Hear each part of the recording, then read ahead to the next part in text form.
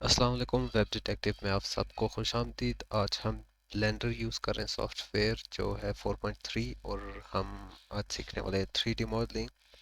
और जैसा कि आप देख सकते हैं ब्लेंडर अपने खुला हुआ है। यहाँ पे हमारे पास तीन एलिमेंट्स या ऑब्जेक्ट्स हैं, हम कह सकते हैं।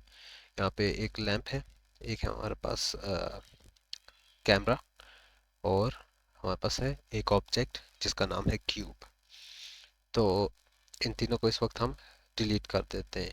तो अब सिलेक्ट, मैंने सारों को लेफ़्ट क्लिक को ड्रैग किया और सारे सेलेक्ट करके मैं डिलीट प्रेस कर दिए।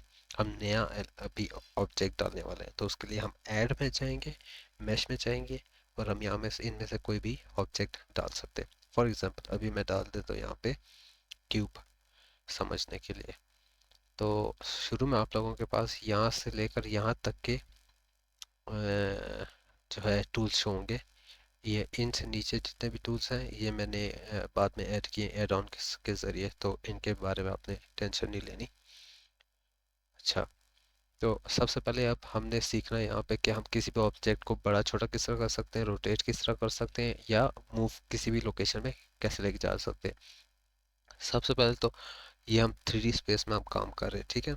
जो अभी आप देख रहे हैं, ये जो एक्सेस आपको शो हो रहे हैं, ये 3D प्लेन है। तो इसको अब स्केल करने के लिए हम एस प्रेस करते हैं, शॉर्टकट की, और इसको हम हर डायरेक्शन में स्केल कर सकते हैं। अभी इस वक्त हर एक्सेस पे ये स्केल हो रहा है, ठीक है। अगर मैं लेफ़्ट क्लिक करूँगा तो ये इतना स्केल रह जाएगा, ठीक है।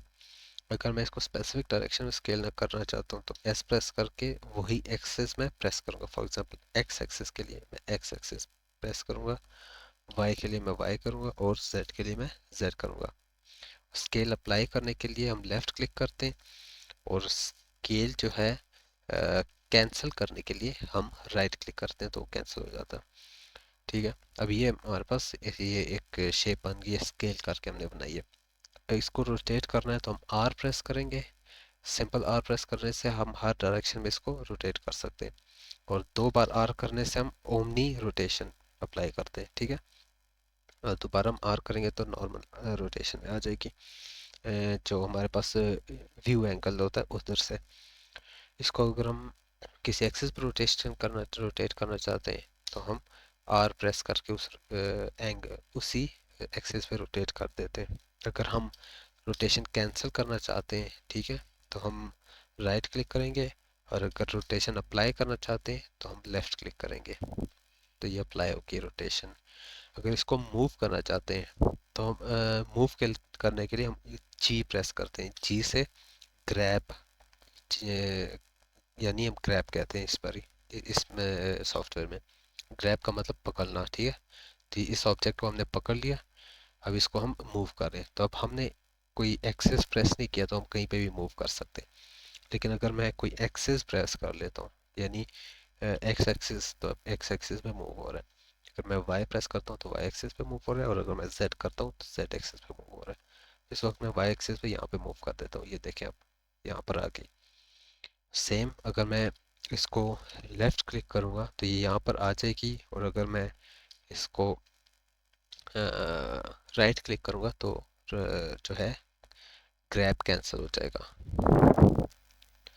अब आप चाहते हो कि ये जितना भी आपने किया ये गलती से किया, आप चाहते हो कि वही ऑब्जेक्ट वापस यहाँ पर आ जाए, तो हम वो सारी चीज़ें क्लियर करते हैं।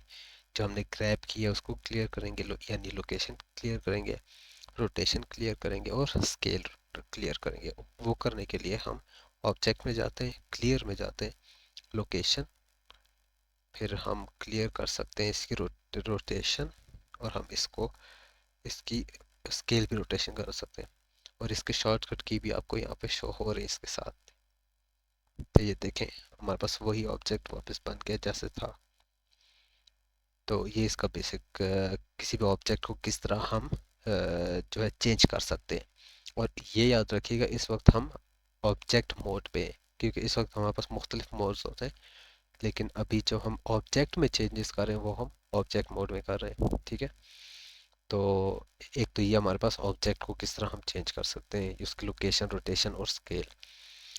अब दूसरी चीज़ हमारे पास है जो 3D प्लेन है हमारे पास, ये इसको नेविगेट किस तरह करते हैं, यानी इसको हम रोटेट किस तरह कर सकते हैं। इसमें इस 3D प्लेन में हम मूव किस तरह करते हैं या जूम इन जूम आउट किस तरह करते हैं। तो बहुत ही सिंपल है। जूम इन जूम आउट करने के लिए हम व्हील माउस बटन प्रेस कर रोटेट करते हैं, ठीक है। इन या आउट रोटेट करो तो आपके पास जूम इन जूम आउट होता है।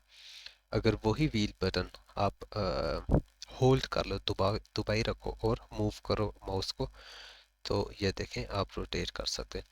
और अगर आप शिफ्ट प्रेस करके मिडिल माउस बटन या व्हील जो है वो दबाएं और माउस को मूव करें, तो ये देखें आपके पास जो है 3D स्पेस जो है वो मूव हो रहा है। तो यही तीन चीज़ें हम यूज़ करके तो हम अपने ऑब्जेक्ट के इर्द गिर्द जो है रोटेट कर सकते हैं, जूम इन जूम आउट कर सकते हैं और मूव कर सकते हैं। जैसे हम अगर जैसे जैसे हम काम करते जाते हैं उस स्पेसिफिक लोकेशन पे, ठीक है।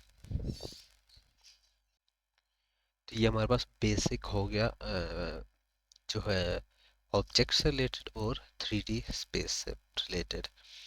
तो यहाँ तक जो वीडियो थी ये बहुत ही बेसिक थी कि ब्लेंडर में हम ऑब्जेक्ट को और 3D स्पेस को किस तरह जो है हैंडल करते हैं। तो अब हम चलते हैं ब्लेंडर के इंटरफेस की तरफ कि ये जितनी भी चीज़ें नज़र आ रही हैं ये क्या है, ठीक है। तो यहाँ से लेकर यहाँ तक जो है वो आपके टूल्स हैं।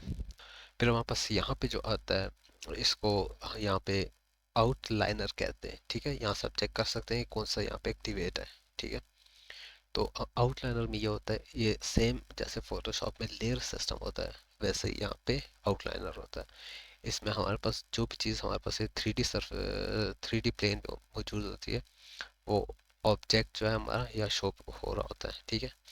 उस पर जो जो चीज़ें अप्लाई होती हैं वो सारी यहाँ पे हमें नज़र आ रही होती हैं। इसको हम यहाँ से डिलीट कर सकते हैं, सारी चेंजेस यहाँ से हम कर सकते हैं। और अगर यहाँ से सिलेक्ट करते हैं तो यहाँ पे भी सिलेक्ट हो जाता है, या यहाँ से सिलेक्ट करें तो यहाँ पे भी सिलेक्ट हो जाता है। तो हमें पता चलता है कि क्या चीज़ सिलेक्ट है और क्या नहीं, ठीक है। इसका इतना ही काम है।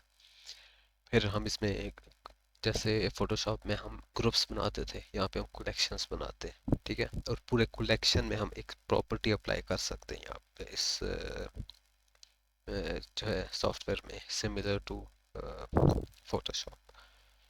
सही हो क्या।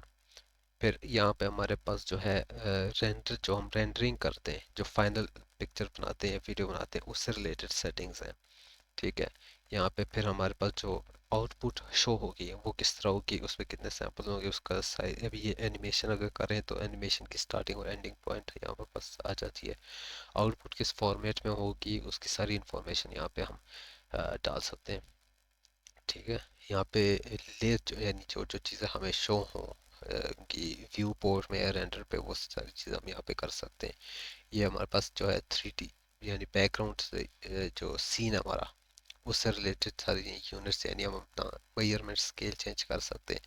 ग्रेविटी अगर हम कोई सिमुलेशन कर रहे हैं उसमें ग्रेविटी अप्लाई करें या ना करें, ऑडियो अगर हम कोई ऐड करते हैं वो उससे रिलेटेड है ये सारी चीज़ें। ये ये वन बाय वन डिटेल में हम बाद में देखेंगे। इस वक्त फ़िलहाल मैं खाली इंटरफेस आपको समझाने के लिए ये बता रहा हूँ, ठीक है। ये वर्ल्ड है, यानी अगर हम इसको देखें रेंडर व्यू में तो इसको मेटालिक कर देते हैं, ठीक है। तो ये देखें इसमें ज़्यादा शाइन आ रहा है यहाँ पे, और इस तरह के हम काफ़ी ज़्यादा चेंजेस कर सकते हैं, ठीक है। इसको हम डिलीट कर देते हैं। तो ये हमारी जो है उससे रिलेटेड आगे चीज़ें। और फिर हमारे पास ये ऑब्जेक्ट से रिलेटेड चीज़ें आ गई है, ठीक है। यहाँ पास मॉडिफायर्स आ जाते हैं, यहाँ पे हम मुख्तलिफ मॉडिफायर्स अप्लाई कर सकते हैं। यहाँ पे पार्टिकल सिस्टम सिमुलेशन से रिलेटेड जो भी चीज़ हम डालते हैं, ठीक है, हेयर होगी, एमिशन होगी, पार्टिकल्स वाला सारे इसमें आ जाते हैं। ये फिजिक्स से रिलेटेड सिमुलेशन की एक कह सकते हो ब्रांच है। यहाँ पे पार्टिकल सिस्टम थी, यहाँ पे सिमुलेशंस हैं। और स्ट्रेंस यानी हम किसी भी, अगर ये किसी कैमरा को फॉलो करना, जैसे मुख्तलिफ स्ट्रेंस हैं हमारे पास मौजूद है, ठीक है। तो इसमें हम किसी भी चीज़ को किसी पाथ पर फॉलो करा सकते हैं, ठीक है। यहाँ पे हम कोई मूवमेंट स्पेसिफिक दे सकते हैं, तो ये सारी चीज़ें यहाँ पे आ जाती हैं। फिर यहाँ पे हमारे पास जो है वो ऑब्जेक्ट का जो एडिट मोड के सारा डाटा है वो यहाँ पे हम यूज़ कर सकते हैं, ठीक है। और एडिट मोड यानी ये वाला मोड, इस मोड की जो चीज़ें वो हम यहाँ पे अप्लाई कर सकते हैं, सेपरेट कर सकते हैं, मुख्तलिफ काम उसमें कर सकते हैं। मटीरियल्स जैसे मैंने अभी आपके सामने एक मटीरियल अप्लाई किया यहाँ पे मेटालिक का, वो भी हम कर सकते हैं, ठीक है। और ये होगी दो पैनल हमारे यहाँ पे हो गए, तीन। फिर हमारे पास यहाँ पर एक जो है एक पट्टी सी आती है, ठीक है, जिस पर हमारे पास मुख्तलिफ चीज़ें शो होती हैं। अब यहाँ पर जो है हम जो हमारा व्यू है वो हम चेंज कर सकते हैं। यहाँ पे अभी 3D व्यू पोर्ट है, यहाँ पे हम कोई भी अप्लाई कर सकते हैं। फॉर एग्जांपल मैं जियोमेट्री नोट करता हूँ तो हमारे पास वो ओपन हो जाता है, टाइमलाइन ओपन हो जाती है। तो ये मुख्तलिफ जो है हमारे पास पैनल्स हैं। तो अगर आप कहीं शिफ्ट हो भी जाते हैं तो आप अगर वापस 3D व्यू पोर्ट पे करेंगे तो आप यहाँ पर आ जाएंगे, ठीक है। फिर हमारे पास ये मुख्तलिफ ऑप्शंस आ जाते हैं जो इस सॉफ्टवेयर से के अंदर जो चीज़ें भी हम काम करते हैं उससे रिलेटेड है, ठीक है। सॉफ्टवेयर से रिलेटेड अगर हमारे पास मेन्यू है वो ये है, लेकिन हमारा मॉडलिंग से जो हमारा रिलेटेड मेन्यू है वो यहाँ पर हमारे पास शो हो जाते हैं, ठीक है। ये सारी सिलेक्शन से रिलेटेड आ जाती है, कोई चीज़ ऐड या ऐड करने के लिए ये हमारे पास आ जाते हैं, ठीक है। ऑब्जेक्ट से रिलेटेड जो हम चेंजेस करते हैं वो हमारे पास यहाँ पर आ जाती हैं।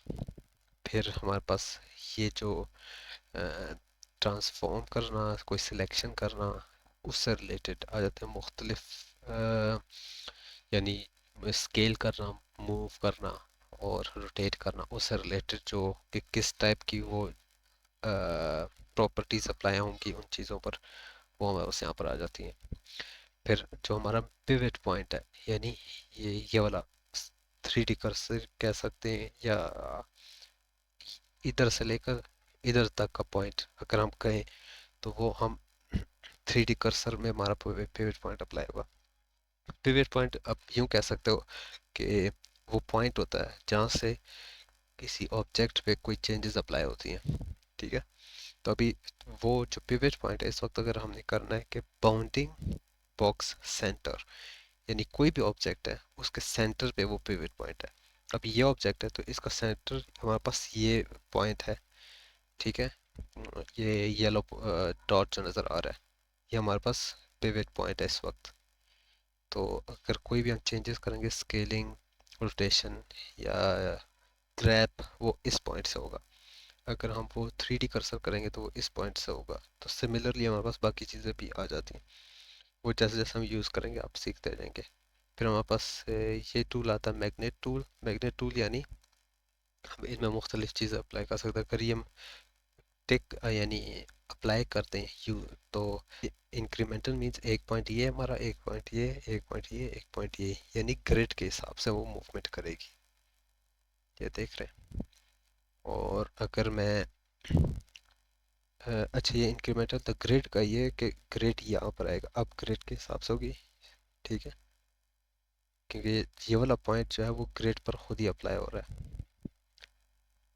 इंक्रीमेंटल किसी भी डायरेक्शन में होगी बट वन स्टेप होगी। ग्रिड जो है इस ग्रिड के ऊपर होगी, ये देख रहे हैं ग्रिड, ये जो बना हुआ है ग्रे कलर का बॉक्सेस, तो इसके पॉइंट्स पर वो मूव होगी। और अगर हम वर्टिसेस करेंगे तो वो ये एडिट मोड में ज़्यादा ये वाले यूज़ होते हैं, तो उस हिसाब से हम जब काम करेंगे इन पे तो वो भी आपको दिखाएंगे। और ये भी एडिट मोड का ही टूल है, तो ये जैसे हम यूज़ करेंगे तो ये वाली चीज़ जो है ये आपको नहीं शो होगी, क्योंकि ये भी एक एड ऑन मैंने यूज़ किया। तो इसलिए आप इसके बारे में भी इतनी टेंशन नहीं लीजिएगा। और बाकी जैसे जैसे हम आगे बढ़ते जाएंगे अपने कोर्स में तो हम आपको ये वाले जो है लेआउट्स भी समझाएंगे। मॉडलिंग यानी ये एडिट मोड के ही है बट ये बिल्ट इन जो है इंटरफेस है। स्क्रिप्टिंग से रिलेटेड एक इंटरफेस पहले से बिल्ट इन है, यूवी एडिटिंग से रिलेटेड है, टेक्सचर से, इस तरह हमारे पास बाकी सारे। तो मोस्टली हम लेआउट में ही रहते हैं, ज़्यादा हम चेंज नहीं करते, बट कुछ लोग यहाँ से करते हैं, ठीक है। तो जैसे आपको आसान लगे आप वैसे कर सकते हैं। तो ये बेसिक था मेरा ब्लेंडर का इंट्रोडक्शन। तो नेक्स्ट वीडियो में हम मॉडलिंग करेंगे और एक डिज़ाइन बनाएंगे एक ही ऑब्जेक्ट से, ठीक है।